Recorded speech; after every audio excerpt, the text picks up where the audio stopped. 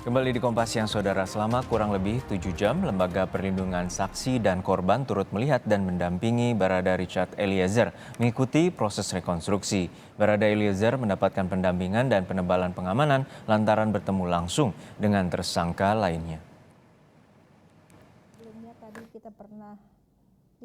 Selain pengawalan yang melekat pada Barada Eliezer, terdapat juga tim LPSK yang memantau di areal rekonstruksi, mengantisipasi hal-hal yang dapat mengancam keselamatan Barada Eliezer yang berstatus sebagai penguak fakta atau justice kolaborator. Momen penting ada di rumah dinas Irjen Sambo saat proses rekonstruksi. Adegan ini mempertemukan Irjen Verdi Sambo dengan Barada Richard Eliezer. Momen ini menjadi momen pertama Barada Eliezer bertemu mantan atasannya itu pasca kasus ini bergulir Juli lalu. Di adegan ini, diduga Sambo memberikan perintah kepada Eliezer di ruang tengah rumah untuk menembak Brigadir Yosua. Namun dalam momen berikutnya, yang memeragakan adegan antara Verdi Sambo dan Eliezer dilakukan oleh pemeran pengganti. LPSK mengatakan ini untuk menjaga sisi psikologis Eliezer, mengingat dirinya seorang penguak fakta. Agar terhindar dari tekanan, Eliezer diminta seminimal mungkin melakukan kontak dengan atasannya, Irjen Verdi Sambo. Kami juga concern terkait dengan kondisi psikis dari Richard ini ya, dari Baradae, karena patut diketahui bahwa Barada ini kan orang yang pertama kali menyampaikan bahwa sebenarnya tidak ada baku tembak, tapi pembunuhan gitu ya, ada tindak pidana.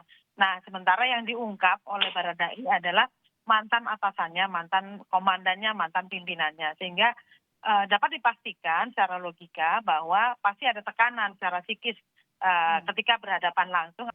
Yang juga telah hadir. Keluarga Barada Eliezer di Manado menyaksikan rekonstruksi kasus pembunuhan Brigadir Yosua melalui siaran televisi Selasa siang. Keluarga mengaku sedih saat melihat Eliezer hadir sebagai tersangka dalam proses itu. Momen paling sedih yang mereka rasakan adalah saat menyaksikan adegan Eliezer menembak korban Brigadir Yosua. Keluarga Eliezer mengaku hanya bisa pasrah dan berharap pertolongan Tuhan. Kita lihat di TV tadi, di Kompas TV tadi, dia menembak almarhum Yosua, tapi ya itulah risiko seorang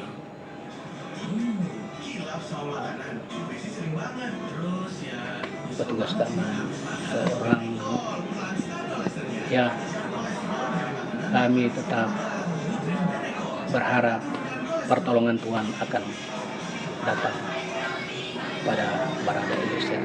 Dia tetap ditolong walaupun mungkin dia melakukan kesalahan besar ini. Dirtipidum Bareskrim Polri, Brigjen Andrian Jayadi menyebut para tersangka yang hadir dalam rekonstruksi pembunuhan Brigadir Yosua sudah diberi kesempatan untuk diganti peran pengganti.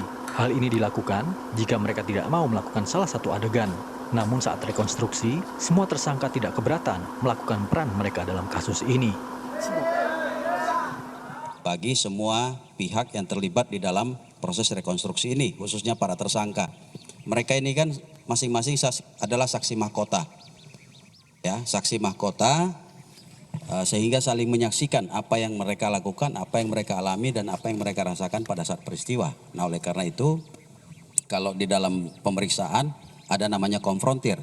Kalau dalam rekonstruksi, kita memberikan kesempatan bagi mereka, kalau mereka menolak untuk melakukan adegan, kita akan menunjuk figuran atau pemeran pengganti. Sementara pengacara Kamarudin Simanjuntak menyayangkan diusirnya dirinya dan tim pengacara Brigadir Yosua. Seharusnya, demi transparansi, tidak ada salahnya penyidik memperbolehkan pengacara korban mengikuti rekonstruksi.